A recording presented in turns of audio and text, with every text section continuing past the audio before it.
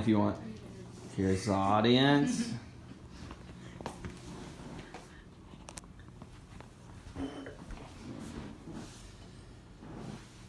So think of a time that you've had a face-to-face conversation with a loved one.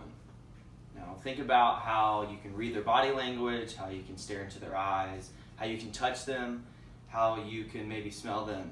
Now think about if this communication was only through either a video portal or FaceTime.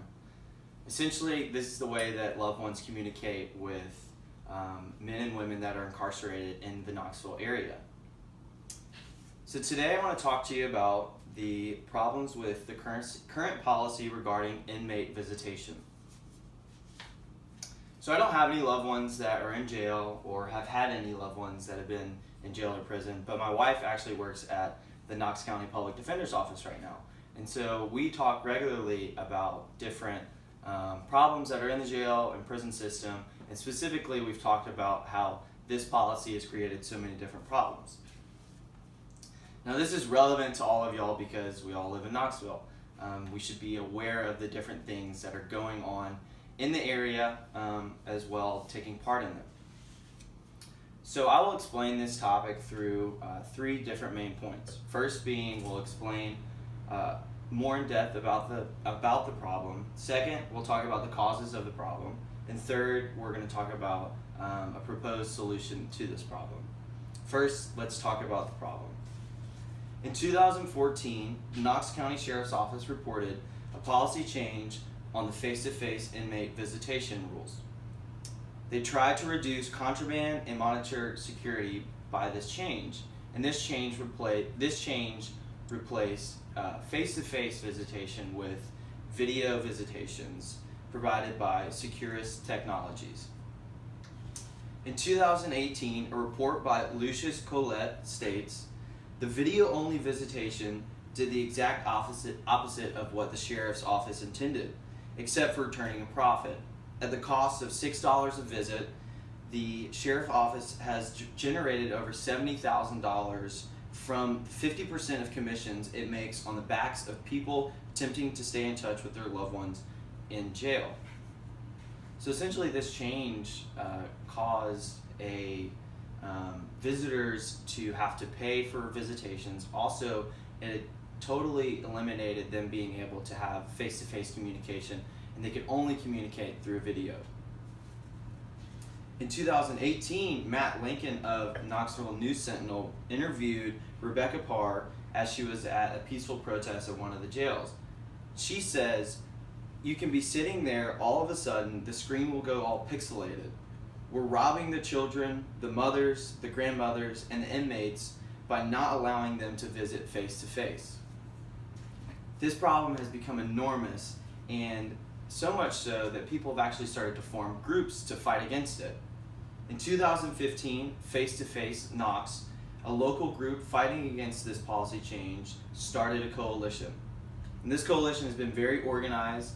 They've come up with a very prominent social media strategy, and they've also held peaceful protests at jails and prisons. So now that we know about this problem, let's talk about the causes of the problem.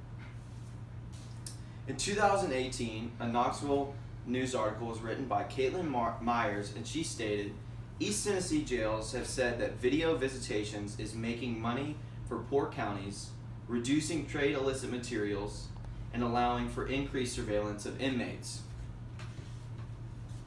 So with this, we're going to talk about two of these main problems. First being lowering the contraband. So this is a chart by 2015 article from Face-to-Face Knox, and all of these reports are public records from the Sheriff's County Office. Which you can see, this is pre-ban and post-ban, and there's not a large difference in the amount of contraband that was being brought into the jails or prisons. Secondly, she talked about the surveillance, and so this chart actually is an adverse effect of the surveillance. However, there was surveillance that was implemented, and they could keep in track of the inmates better, but because of this video communication, it actually caused the inmates to have more violent encounters in the jail and prison system. So you can see this is pre-ban and post-ban, the amount of assaults that were occurring. So clearly there's a lot less going on before and a lot more afterwards. So now that we know about the causes, let's talk about a solution. It's pretty simple. We should just repeal the policy change. In 2018, Face to Face Knoxville stated, "The results are clear. The ban on in-person visits makes jail more dangerous, does nothing to stop the flow of contraband, and strips money from the pockets of the families." So I personally believe that if we were to repeal this ban, that assault incidents would be lowered like they were before the actual policy was changed. And as well, we could change or redirect the funding to be to allow for more research and discovery for ways in which we can stop the contraband other than just video communication. So now that we have a solution, let's recap. So we know the problem, the cause, and the solution through understanding the policy change that was in 2014, the contraband and violent causes of this policy, and as well as the solution that we just discussed. So I'd like to leave you with a quote from a child of an incarcerated man. He stated, "I didn't even get to have a last hug." So basically, through this new implemented policy, this child didn't even get to touch or hug his father before he unexpectedly passed away in jail.